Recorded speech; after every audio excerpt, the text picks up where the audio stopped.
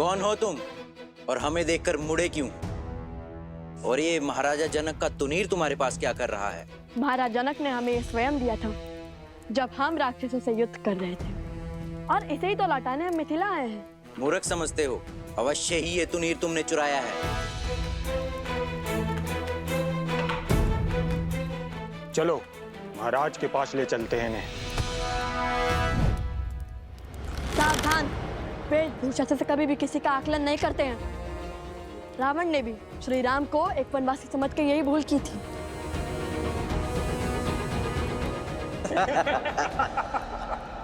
भैया, माता का आदेश भूल गए?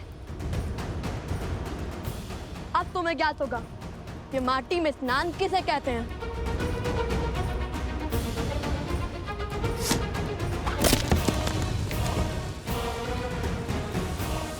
भागो भैया।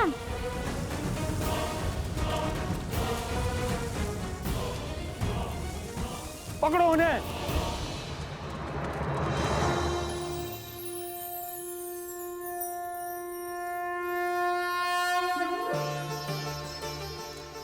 माता, मैं आपसे कुछ मांगने नहीं, आपको धन्यवाद देने आया हूं। आपके इसी दिव्य मंदिर में, आप ही के छत्र छाया में मैं अपनी सीता से पहली बार मिला था। सीता को मेरे जीवन में लाने के लिए, उसे मेरी जीवन संगिनी बनाने के लिए धन्यवाद माता। सब सुख तो पा लिया मैंने, किंतु दुख केवल इस बात का है कि मेरी संतान आपके दर्शन से वंचित रह गई। किंतु मुझे पूरा विश्वास है कि शीघ्र ही वो भी आपके द्वार पर होंगे। तो ये है वो स्थान जहां आने के लिए प्रभु इतने व्याकुल थे। हनुमान, आओ निमंत्रण देने चलते हैं।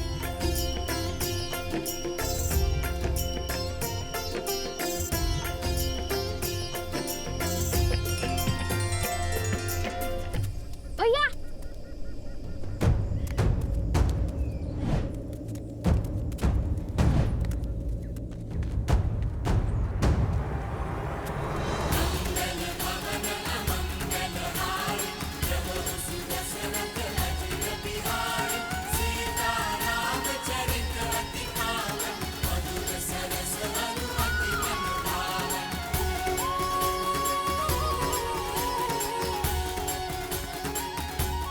ये बालक कौन है हनुमान?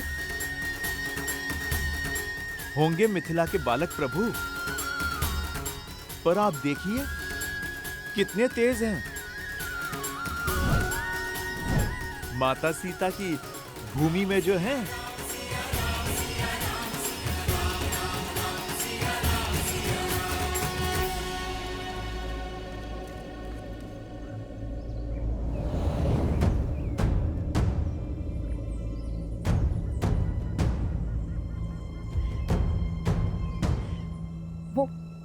वो छिद्र बहुत ही छोटा है, हम उसके भीतर जाते हैं। वहां से सैनिक प्रवेश नहीं कर सकते। चलो। कुछ जल्दी आओ। आजा। उनमें से एक वो रहा तुनीर चोर, पकड़ो उसे।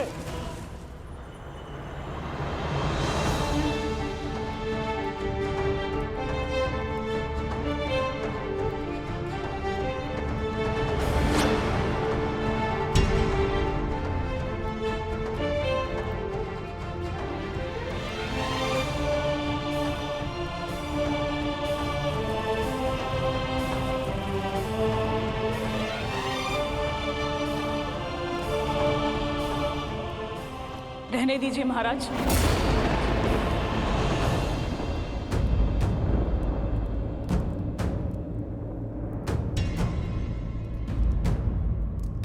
लज्जित न कीजिए।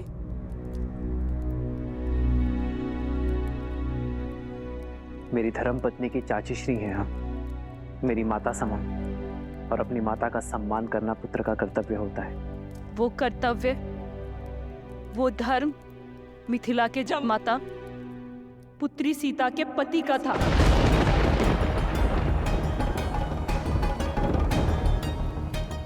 परंतु आज यहाँ अयोध्यापति खड़े हैं, वो अयोध्यापति जिन्होंने धर्म की स्थापना के लिए मेरी पुत्री सीता का त्याग कर दिया। बस चंद्रभागा, बस कर।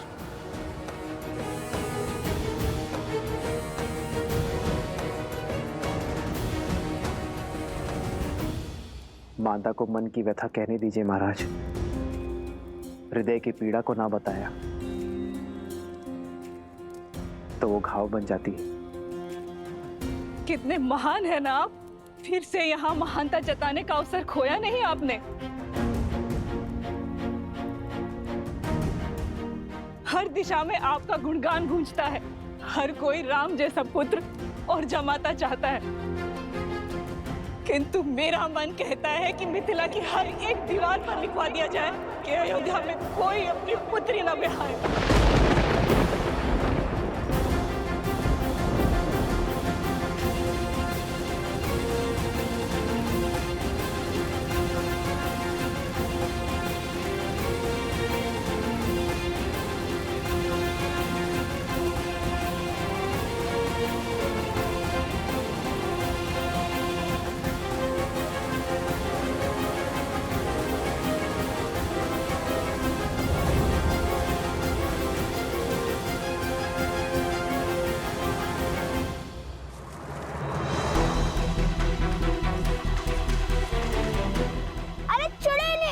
हे प्रभु, ये तो हमें रस्सी की भांति खींच रहे हैं। महादेव! सत्यमेषां कृणोति धर्मं यम आयु कृणोति। सत्यमेषां कृणोति धर्मं यम आयु कृणोति। भैया माना आप महाज्ञानी हैं, किंतु समय और स्थिति देखकर तो श्लोक पढ़िए। सत्यमेषां कृणोति धर्मं यम आयु कृणोति। वैसे सहार क्या है? अर्थात जो सत्य के साथ खड़े होते हैं, सत्य होते हैं, उनके सभी कार्य शुभ होते हैं। उपगुरु स्वयं को संबल दे रहे हैं, समझे? उपगुरु, ये श्लोक मत पढ़िए। जिस सैनिक ने आपको पकड़ा है उसका प्राण खींच लेगा ये मंत्र। कर्तव्य निभाते हुए सैनिकों की दंड देना। हम ऋषि कुमार हैं, इस श्लोक में बहुत शक्ति है। आंधियां उठने लगेंगी, प्रलय आने लगेगा।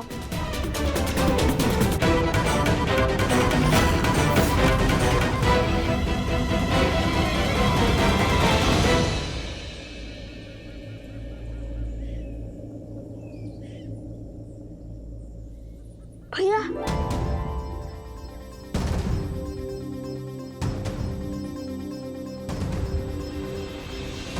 क्या माता सुनैना भी इसीलिए नहीं आई स्वागत करने? वो भी मुझसे क्रोधित होंगी ना? वो अस्वस्थ हैं, चल फिर भी नहीं सकती। हाँ, हूं मैं आपसे क्रोधित श्री राम।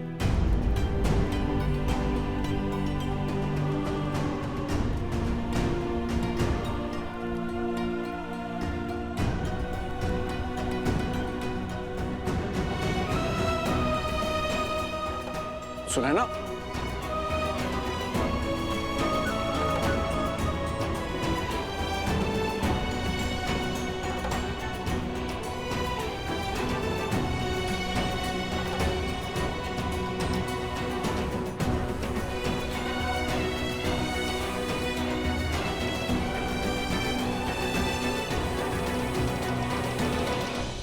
कन्या के विवाह के पश्चात केवल कन्या ही वर के घर की नहीं हो जाती, जमाता भी कन्या के माता पिता के पुत्र बन जाते हैं।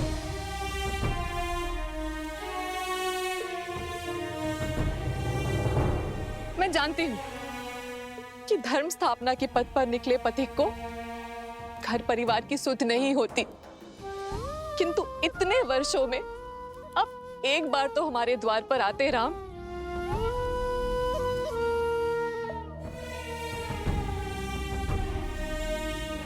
कैसे आता माँ? कहां से लाता इतना साहस? अपना मुख दिखाने की शक्ति कहां से लाता मैं माँ? किंतु आपकी स्थिति का तनिक भी भान होता ना मुझे, तो मैं शीघ्र अति शीघ्र यहाँ आ जाता। और कोई बहाना है आपके पास?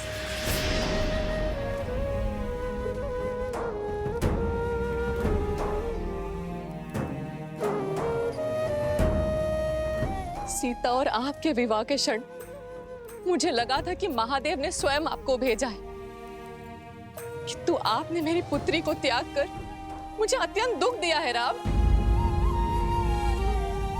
और ये कतई महादेव की इच्छा नहीं हो सकती। बस करो सुनैना, बस करो। आपके पास अब भी कोई उत्तर नहीं है ना?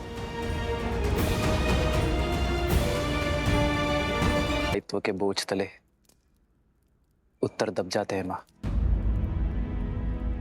कुछ दाग ऐसे होते हैं जो सदियों तक नहीं मिट पाते।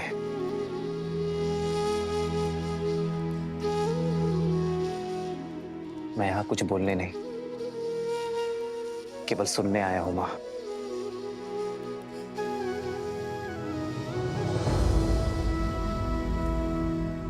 एक मां के मन का भार उतारने आया हूं मैं मां।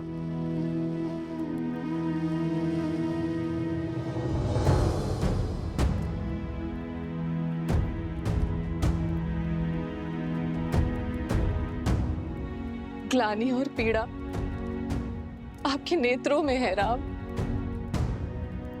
अपने सर पर और कितना बोझ लेंगे आप?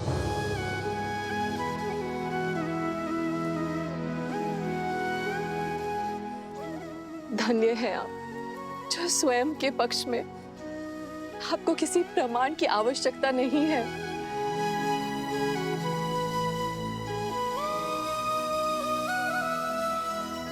जिन्होंने शबरी के झूठे बेर खाकर संसार को भक्ति और आदर का उदाहरण दिया, अहिल्या को उद्धार किया,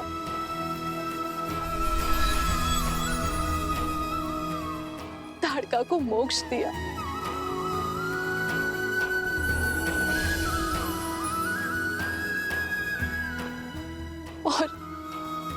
और मेरी पुत्री के लिए समस्त राक्षस जाति का संहार किया। यदि वो मेरे द्वार पर आए और उनके आगमन पर मैंने आरती से उनका स्वागत नहीं किया, तो इस संसार में मुझसे बड़ी अभागन कोई नहीं होगी।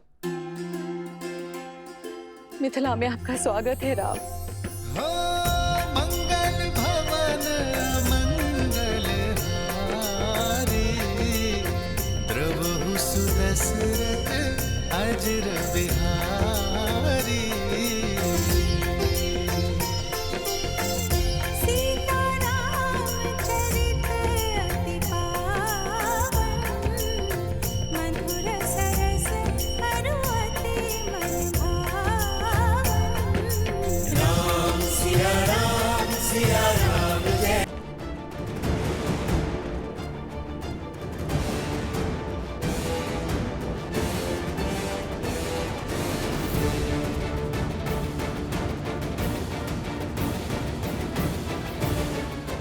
सावधान, बाईं ओर। अरे प्रभु श्री राम।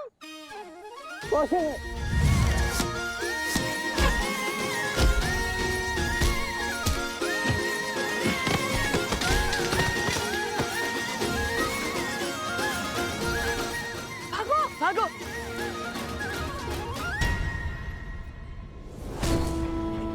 बल और बुद्धि दोनों के धनी है।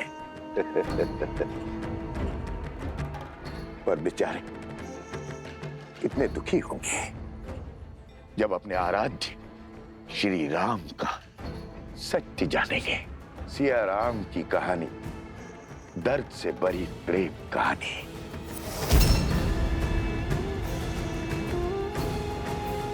प्रेम कहानी। त्राहिमाम, त्राहिमाम। धन्य हो गया मैं महाराज जनक, जहां साक्षात भूमिजा माता अवृत थीं। उनकी धूल इस माथे पर लगाने का सौभाग्य मिला। तर गया महाराज ये हनुमान।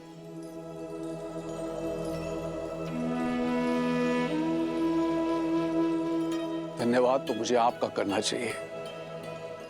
आपने दुख के भवन में डूबी मेरी सीता को तब संभाला था आस का हर दिया बुझने जा रहा था। वक्त से पुत्र बन गए आप उसके। ये तो प्रभु की लीला का फल है महाराज। इनकी भक्ति ने एक मरकट को महावीर और माता के प्रेम ने पुत्र बना दिया। मैंने सुना है अयोध्या में अश्वमेध यज्ञ का आयोजन होने जा रहा है। ये राज्य वृद्धि का उचित मार्ग है। उद्देश्य राज्य की नहीं, धर्म और मर्यादा की वृद्धि है महाराज। वो मर्यादा जो जीवन के हर क्षेत्र, हर पड़ाव में चाहिए, फिर चाहे वो बलिदान हो या भोग विलास। मर्यादा मनुष्य का अभिन्न अंग है, जीवन के संतुलन का आधार है। भविष्य के सुख के लिए आज संसार को धर्म और मर्यादा का पाठ पढ़ना होगा। जगत में जब तक धर्म और मर्यादा का प्रसार नहीं होगा, तब तक राक्षसी वृत्तियां बढ़ती रहेंगी। राक्षसों का बल मानव ही तो है। अश्वमेध यज्ञ से अयोध्या समस्त संसार में धर्म और मर्यादा का प्रसार करेगा, राक्षसी विचारधारा का अंत करेगा। महाराज की जय हो।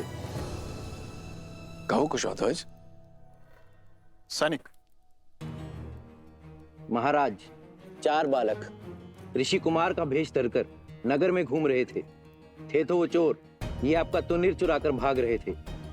आपका तुनीर तो मिल गया है। शीघ्र ही सैनिक उन्हें भी खोज लाएंगे। ये कैसा अनर्थ कर दिया तुमने कुशध्वज। बालक चोर नहीं है, वीर है वो। ये तुनीर मैंने स्वयं उन्हें अपने हाथों से दिया है।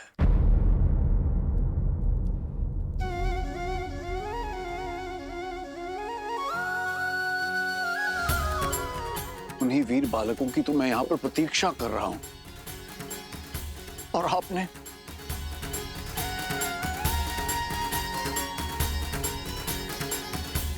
अपने सैनिक लेकर जाइए और उन बालकों को खोजकर सम्मान पूर्वक मेरे पास लेकर आइए। जो आज्ञा महाराज।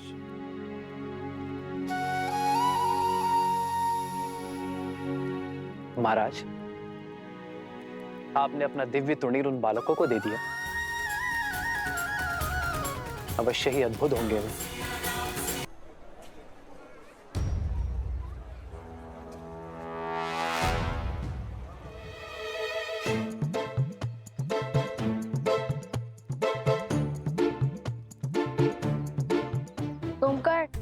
सुनकर हाँ, हमारे स्पर्धा जीतने तक इससे काम चलाओ।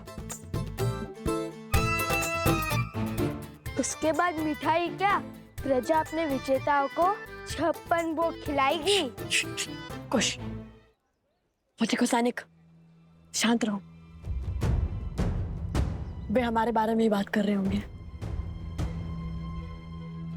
खोजो उन बच्चों को और ले चलो महाराज के पास।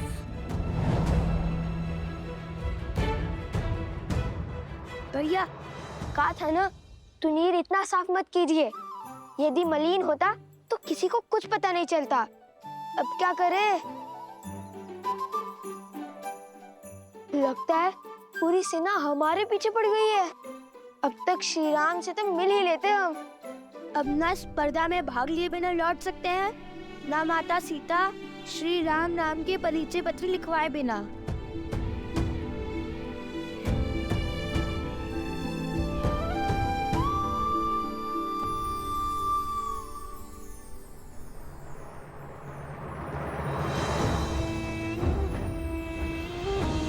लकड़हारी, स्वर्ण है, हम वन में मिले थे। स्मरण है। आपका बैल और आपकी बैलगाड़ी दोनों ही आश्रम की सेवा में हैं। धन्य हो भगवान, धन्य हो। इसका अर्थ है कि मेरा दान सिद्ध हो गया। जी हाँ। क्षमा करना, मैंने आप लोगों की वार्तालाप सुन ली थी। सैनिकों से बचने के लिए और स्पर्धा में भाग लेने के लिए अपना बेस बदल लो। ये तो उचित विचार है, किंतु हम वेश कैसे बदले? हमें तो कोई माया भी नहीं आती।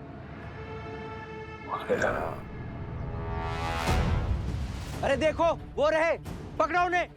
भागो।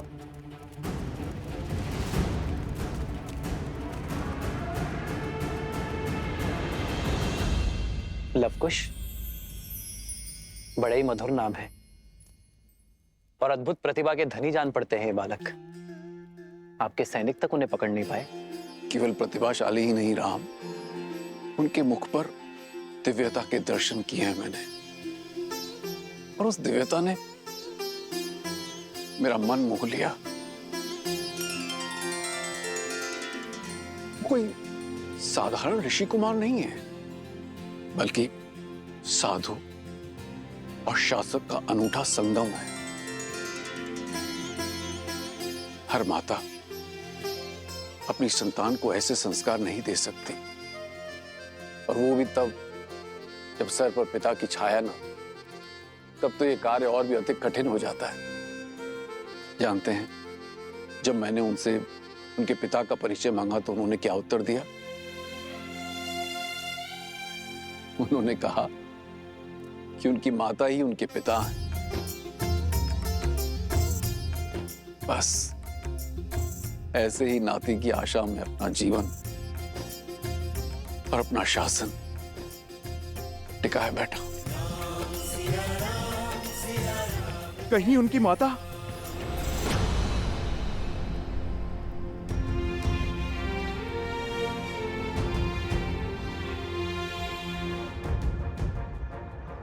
इतनी बड़ी स्पर्धा, इतने आगंतुकों का स्वागत, और ऊपर से ऋषि कुमार। नगर के कोने कोने में फैल जाओ, शीघ्र उन्हें पकड़ के महाराज के समस्त प्रस्तुत करना है, समझे? वो देखो, वो रहे, पकड़ो इन्हें।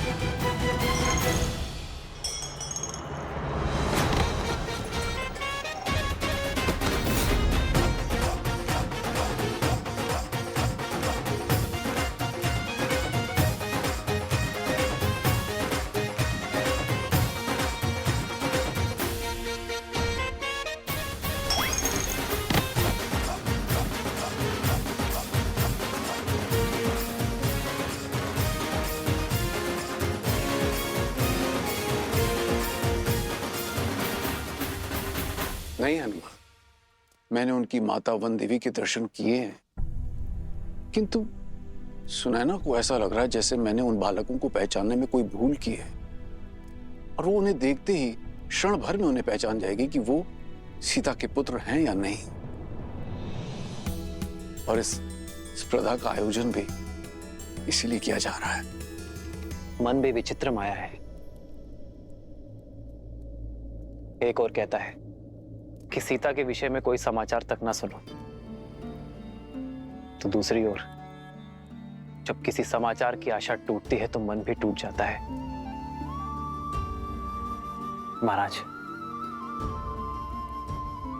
कृपया मेरे और सीता के तप को भंग मत कीजिए।